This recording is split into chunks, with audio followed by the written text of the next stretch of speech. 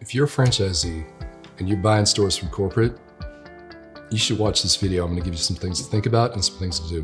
One of the things that's happening more and more right now is that franchisors are selling units that they control. This is a function of franchisors having taken back units that they control. Coming out of COVID, some franchise systems weren't doing so well, and franchisors did not have attractive candidates to take over the stores. And so the franchisors themselves took them back. Franchisors don't really want to be in the business of operating, so they're selling them back.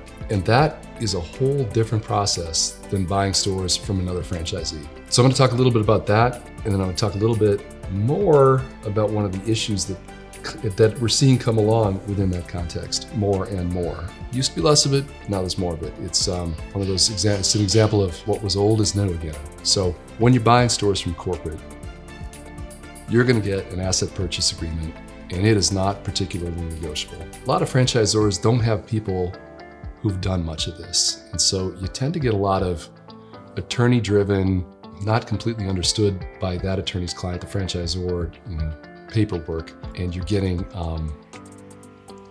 tight deadlines on due diligence review and not really getting a lot of access, and getting representations, being guaranteed that the sales are at a certain level, but none of the other costs. You might have to just deal with that. The antidote to that is giving them what they want. Okay, I can look at all that stuff, but that comes out in price. And so with reduced due diligence is increased risk. With increased risk, reduced price. If you're buying from corporate, you're already in the system.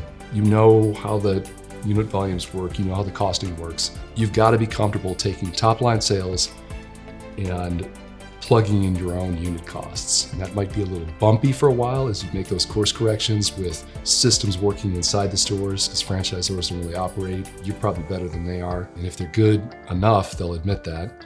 You're going to have to adjust staffing, whatever marketing might go on around the store. So you're gonna fix it. It's gonna take a little while, and that is gonna cost you in the form of revenue, which means you should pay less. One of the issues that comes up, we're seeing more and more. In the olden days, it used to be that most franchisors kind of did it like McDonald's. We're gonna own the real estate and lease it to you. And then when that started ending and they started selling the real estate, they're like, okay, we, franchisor, are going to lease the real estate from the landlord and we're going to sublease it to you.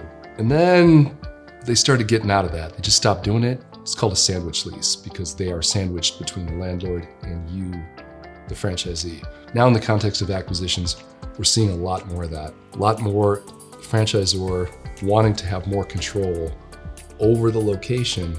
So they're giving you a sublease, they're cross-defaulting it with the franchise agreement, and they're just making it uncomfortable, and they're taking the landlord contact out of the loop. They want you to just deal with them on the site. And here's what I tell my clients generally. First, this really only works in a true triple net lease where you're doing everything. If you as the franchisee and as the subtenant in this case are making all the tax payments, you're carrying all the insurance, you're the one who's making the notices that it's going to get extended, then it works. And where you got to keep an eye on this, because where it breaks down is if you're relying on the franchisor as the sub-landlord to do things, or you're relying on the landlord to do things like make tax payments, but you don't have any direct contact with them, that's problematic. Keep an eye on things like insurance proceeds. If there's some kind of disaster, if there's some kind of event that creates the need to get an insurance payout, do you have control of that? Or does some landlord that you can't talk to get to have control of that? And your pushback on that is, hey, my lender's never going to tolerate that. My lender's never going to tolerate me just having insurance proceeds just go off in the ether with some landlord. I got to have some rights about that. And here, strap in, here's some attorney stuff, some attorney shit. If you can get the right to get an estoppel or a subordination and non-disturbance agreement, an SNDA, from the ultimate landlord that says when you buy it, hey, the lease is all good, there's no defaults. That's the estoppel. And then the SNDA itself says, hey, if the franchisor doesn't pay, if you pay the rent to the franchisor and then they turn around and pay rent to the landlord, they don't pay, and we default the lease, you, the subtenant, have the right to go around the sub-landlord and just pay the landlord directly and keep your tenancy, keep the leasehold in place, that'll save you. And then if you're working with us, we're gonna take a look at like, I don't know, is there some way we can kind of wedge you in there so when the term ends, can we put you in place to take over the lease? That's tricky. I've done it a couple of times. If they're smart, they won't let me get away with it, but we'll take a look at whether we can do that. These are the things in the context of the acquisition of corporate stores and the new, like I said, what is old is new again. The resurrection of the sandwich lease in the context of large multi-brand franchise systems. In contemplating the acquisition of stores from the corporate franchisor, you got a couple of risks. First, you can't over-negotiate the deal. You don't have a lot of latitude.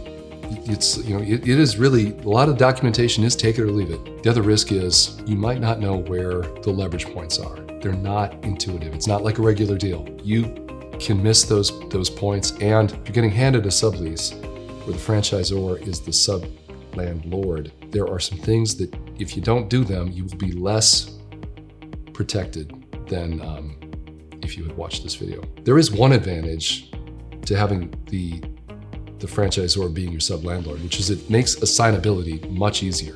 When you go to sell, if the franchisee is qualified that's buying your stores, the franchisor has already approved them, and so they'll be able to slip into that sublease much easier than if there were actually a third-party landlord there. I will concede that that is better, but it's not worth all the other stuff. The other thing to consider in the acquisition of corporate stores from a franchisor is there are other things that they're going to ask of you, and those are going to be more negotiable. So to the extent that they're coming at you with a development deal that they want you to sign, they want you to develop more stores in the context of buying this, that's where you want to negotiate. Because they're not going to move much on the APA, so you're going to want to push them around on the development. Like, no, I'll buy these stores grab bag style like you're asking, but I got to have some latitude on the development track because I don't know how these stores are going to do because you won't let me find out. So I can't build one store a year for the next 10 years. It's got to be more spaced out, and I can't commit it. And if I'm signing a development agreement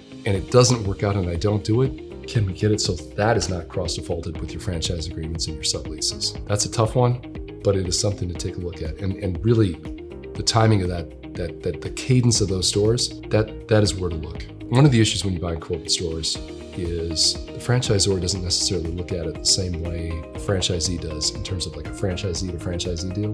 Typically, corporate is going to say, okay, we'll approve this deal, franchisee to franchisee, so long as you do these improvements, so long as you make these upgrades, so long as you agree to remodel the store to X standards within a certain amount of time. This is another place to push back. Try to get them to give you the stores as finished as possible. They might not really think about that the same way as franchisees do.